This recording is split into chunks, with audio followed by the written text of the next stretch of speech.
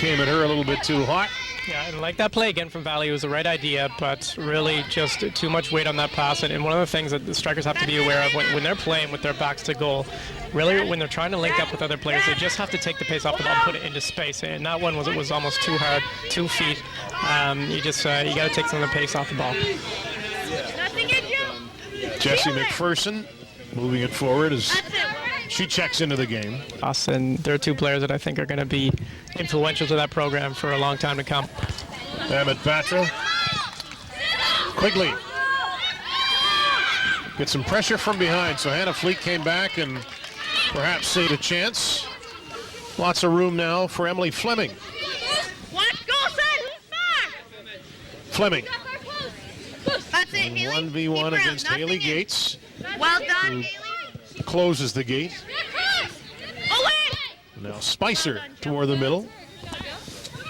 Haley Gates is one of those players for Valley that has had a great game and a really great season. She's going into her second year at UNB from Bridgewater. Very physical, 5'7", good size. And it's a shoulder injury that Danielle is suffering from.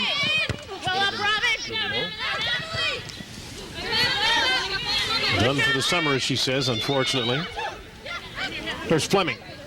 Well, Quigs, come on, quick. Makes a strong move against Quigley. Keep her, get there, get there. Away. That's a catch. Nice work by Tough girls. Turn it. Fleming. Ball comes near her again, but the speedy Fairfax gets there first. Tell me about Fleming, Colin, who's been involved here in the last couple of minutes. Yeah, you know what? I like that move to put her on. She's Canada Games player. Very fast, very technical, left-footed, so she's going to be dangerous down that left side. Like to see her get even more involved. She's generated some nice offense so far for Halifax City, and it's been a bit of a difference. Bryson had a chance earlier for Valley United. Hannah plays for Van Allison University. And they feed it back to Holmans. A poor kick might not hurt them. Just kind of spun off her foot. Now Fairfax is there. Fairfax trying to beat the defender. Working on Spicer that time. McNeil back. Opportunity here, and pounded away by the keeper, Holmans, who just got a hand on it. That shot came from long range. Yeah, great effort by Emily Poirier as it squirts out to her. You see the nice little touchback by Robin McNeil, and Emily Poirier probably from 30 yards out there, so she's not the biggest player, but she got a great shot off, almost chipped Robin Holmans, but just with one arm there, barely touches it over the crossbar. Good play in that Poirier opportunity moments ago.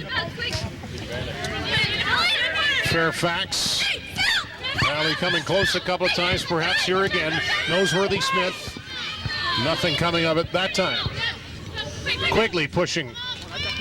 Literally. Doing a good job, but played away there. Emily Fleming was able to clear it for Halifax City. Woodman. Come on, Cadell. Buys herself a couple of seconds now. Maura Woodman stopped defensively nicely by Chantal Cadeau. Another one of the Acadia Axe women players on this team. Go, Stella! After it, Kinsella Noseworthy Smith, a strong run down the side. And she is edged off the ball by Festeriga. That's fine. Maura, we need you back, right in midfield. You know, to go back to Danielle Sierra, it's unfortunate that it happened to such a good person. I had the opportunity to coach Danielle for the past 3 years at Mount St. Vincent University. What a leader, one of the best people I've ever had the opportunity and the fortune to coach. And, you know, I made her captain in the second year, and she did a great job of leading the team, and almost a chance there by Valley. But, you know, certainly with her at the helm, we were able to share in some really special moments with that team, and she was a major part of it. Always good and just keeping all the players involved. And what a goalkeeper as well. It's just unfortunate that she has to miss essentially 6 months so that she can do physio. Obviously a serious injury. Yeah. Kinsella Noseworthy Smith almost had a chance a moment ago for Valley United at that time.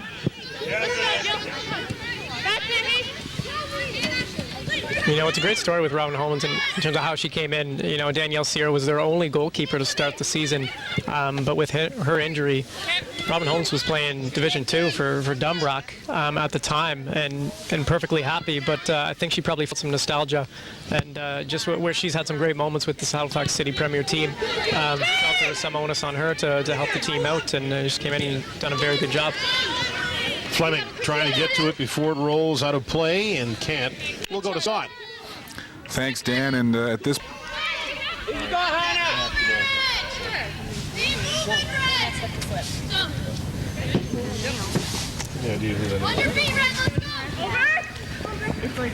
Holmans gets a piece of it. Ball loose in the box. And Kinsella Noseworthy Smith scores the goal for Valley. Well, they pushed and they tried, and finally they get a break and they lead 1-0.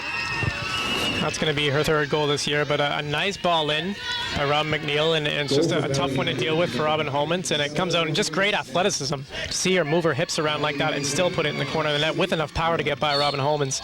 And what I was thinking here when the ball came out is somebody should have been there sort of sealing the 18-yard box and coming up from the other side to actually crack that one in, but I mean, I guess you don't need that when you have the athleticism of Kinsella Noseworthy Smith. Very impressive display of athleticism there. Maybe I'm reading. It's her.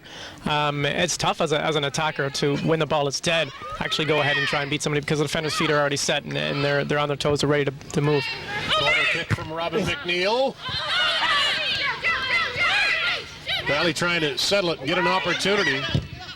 Kicked at by Murphy, but right into a City player. Noseworthy Smith hooks it on goal, and the save made there by Robin Holmans. Almost ended up being the same type of play again from their first goal.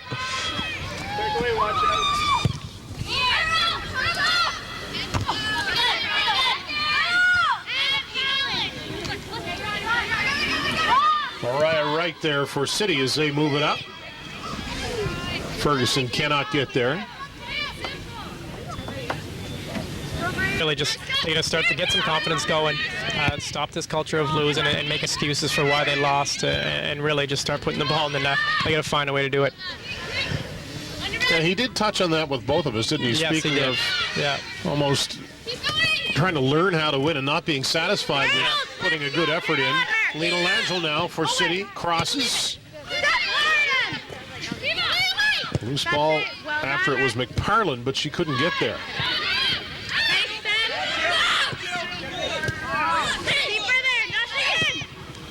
Strong shot there by Langell. In saying that, as a coach, it is a difficult thing because a lot take completely out of it and just think about the types of things you have to improve on and what are the types of strengths their team did well and what do they need to enhance.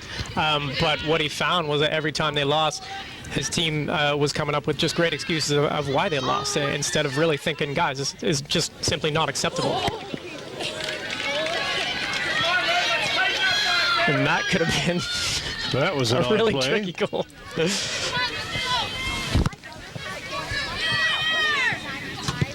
think I'll allow that. It was the first misstep I've seen Haley Gates have all game. Went hard off of Gates and right on goal. And an opportunity and goal number 2. What a touch from Murphy as she puts it over Holmans. Jillian Murphy. Yeah, we talked about her ability to run by players, which we saw there, but finishing not necessarily her knack, but wow, she took that one very well.